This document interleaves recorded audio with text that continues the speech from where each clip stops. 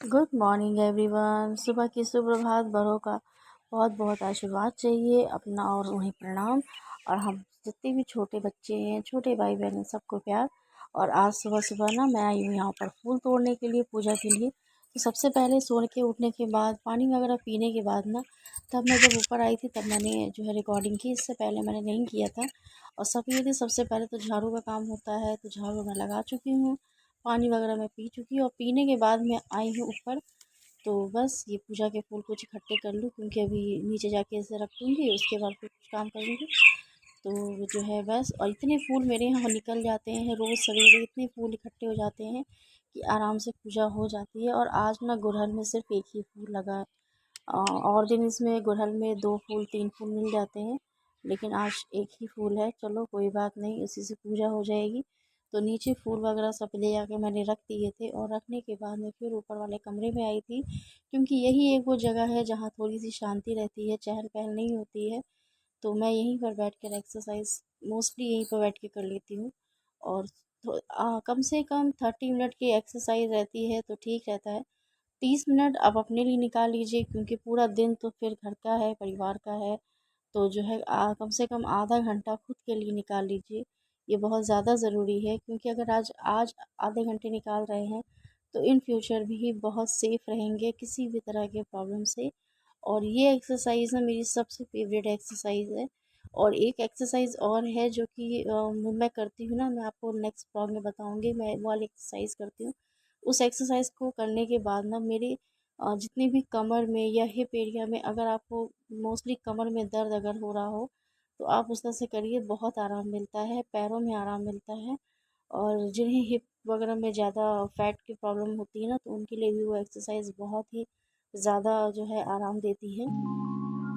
तो एक्सरसाइज वगैरह करने के बाद जानते ही हैं, घर बच्चों वाला है, तो बस हमारे ना दिन की शुरुआत जो है घर से शुरू होती है और ख़त्म भी घर ही के कामों में हो जाती है। तो आज मैं इन लोगों को टिफ़िन में दे रही हूँ हलवा, क्योंकि ये लोग में से दोनों में से कोई भी आज पूरी पराठा वगैरह ले जाने के फेवर में नहीं थे।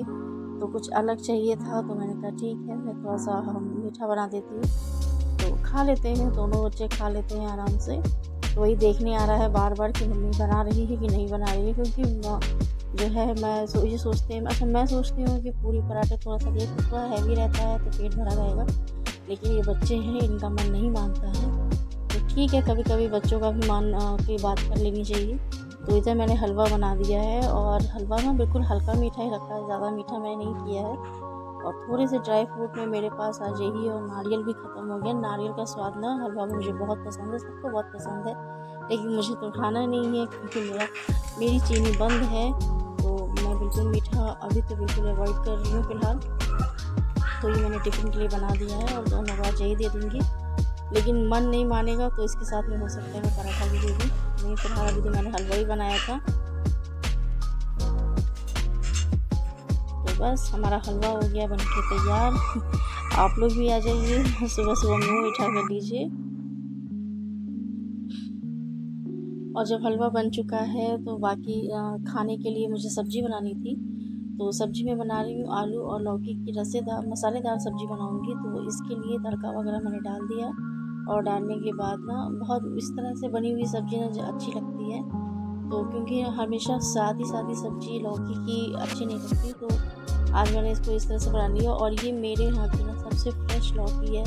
इसलिए फ्रेश है क्योंकि बस ये अभी टूट कर ही आई है सुबह सुबह, और बिल्कुल ताज़ी ताज़ी लौकी है। बहुत ही टेस्टी और यम्मी सब्ज़ी इसकी लगेगी।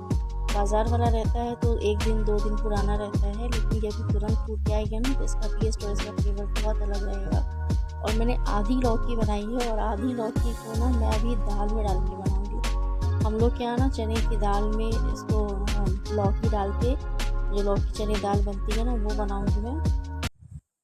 तो उसके लिए मैंने आधी रख दी है। Everyone, welcome back to my channel. कैसे हैं आप लोग? उम्मीद है बहुत खुश होंगे, स्वस्थ होंगे, मस्त होंगे। तो जितने भी घर के जितने काम थे वो सब हो चुके हैं। और जब से स्कूल वगैरह सब हो जाता है ना, तो एक रूटीन सेट हो जाती है। तो काम वगैरह सब बहुत जल्दी बहुत आराम से निपट जाते हैं। अच्छा लगता है, और हम लोग को कुछ अपने लिए भी समय निकल जाता है। तो अभी तो जो है पूजा वगैरह सब हो चुकी है, और बस अब खाना बनाना है।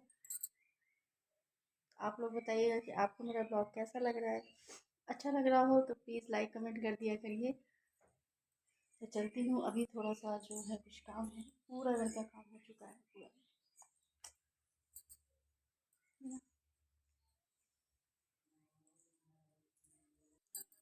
बच्चे जब स्कूल चले जाते हैं ना तो बिल्कुल घर तो खैर खाली हो ही जाता है, थोड़ा शांति हो जाती है और काम बहुत आसानी से निपट जाते हैं।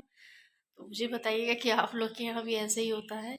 और बच्चों लोग के जाने के बाद, हस्बैंड के जाने के बाद ही कुछ काम जो है हो पाता है, नहीं तो उन्हीं लोगों का कुछ ना कुछ डिमांड रहता है ना, ये ला के दे दो, वो ला के दे दो, इसी में व्यस्त हो जाओ तो काम काफ़ी पीछे हो जाता है। लेकिन जो है, जो मैंने चने की दाल थी ना, उसको मैं कोई भी दाल हो भिगो कर ही बनाती हूँ, उसको थोड़ी देर के लिए सोख करके रख देती हूँ। तो करने के बाद जो है मैंने दाल पका लिया था, जब 3-4 सीटी आई थी तो ठंडा करके फिर मैंने उसमें लौकी डाल दी और देन फिर 2 सीटी लगाया था। और अब मैं आई हूँ दाल का तड़का लगाने के लिए, तैयार करने के लिए तड़का इसका। तो लहसुन और इसमें थोड़ी सी मैंने प्याज भी ऐड किया है, बस एक टुकड़ा, ज़्यादा नहीं। और क्योंकि दाल में जो है लहसुन का फ्लेवर ज़्यादा बढ़िया लगता है, तो इसमें मैंने हींग डाल दिया, ज़ीरा डाल दिया। और डालने के बाद नॉर्मली जैसे सब्ज़ी का तड़का तैयार होता है सेम वैसे ही बनाना है इसमें, लेकिन थोड़ा सा मैं गरम मसाला।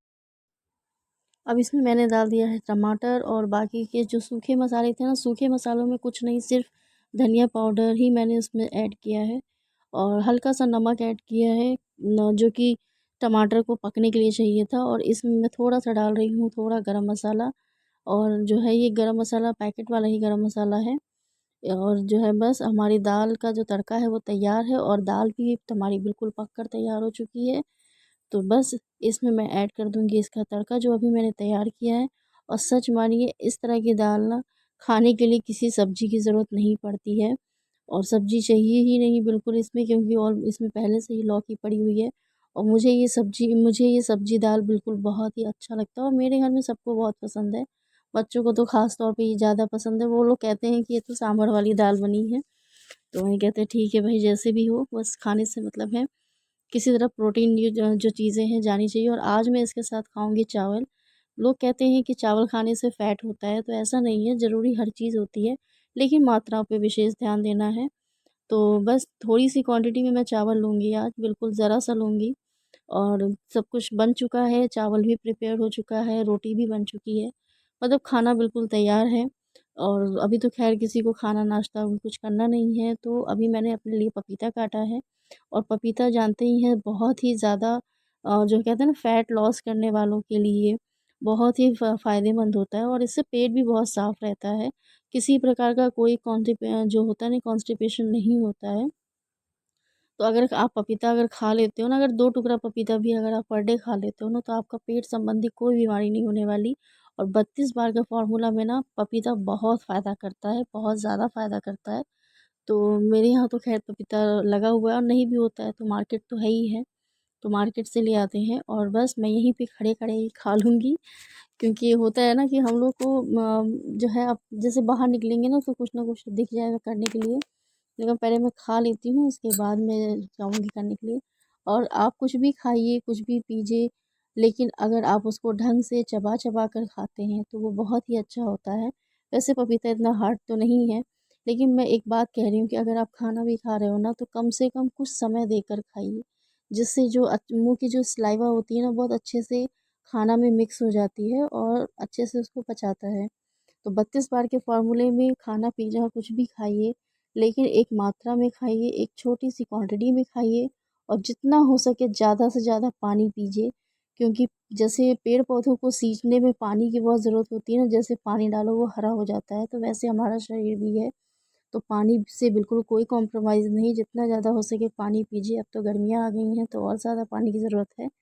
तो और खाने के बाद लेटिए मत, अगर आप लेटते हो ना तो सारी मेहनत ख़त्म हो जाती है। हेलो एवरीवन, कैसे हैं आप लोग? और उम्मीद है आप लोग बहुत अच्छे होंगे, स्वस्थ होंगे। तो अभी तो जितने भी काम थे ना सुबह के वो तो हो चुके हैं। अब इंतज़ार कर रही हूँ बच्चों के आने का, बच्चे आ जाते हैं उसके बाद ही हम लोग खाना वगैरह अ, खाते हैं। अच्छा नहीं लगता है बच्चों को छोड़ दें, और अभी तो टाइमिंग भी थोड़ा चेंज हो गया है, तो इसी वजह से। और धूप भी बहुत अच्छी खासी तेज़ हो रही है। और अब तो मेरे घर में काम और ज़्यादा बढ़ने वाला है। अभी आपको बताऊंगी, दिखाऊंगी नेक्स्ट ब्लॉग में कि क्यों बढ़ने वाला है। अभी कोई फंक्शन है या कुछ है तो ऐसा नहीं है, फंक्शन वगैरह कुछ नहीं है, लेकिन हाँ काम बहुत ज़्यादा होने वाला है। तो फिलहाल अब करती हूँ अपने ब्लॉग को यहीं पर एंड। मिलती हूँ नेक्स्ट ब्लॉग में नई नई चीज़ों के साथ, नई रेसिपीज़ के साथ, और मेरे साथ बने रहिएगा। मिलते हैं नेक्स्ट ब्लॉग में।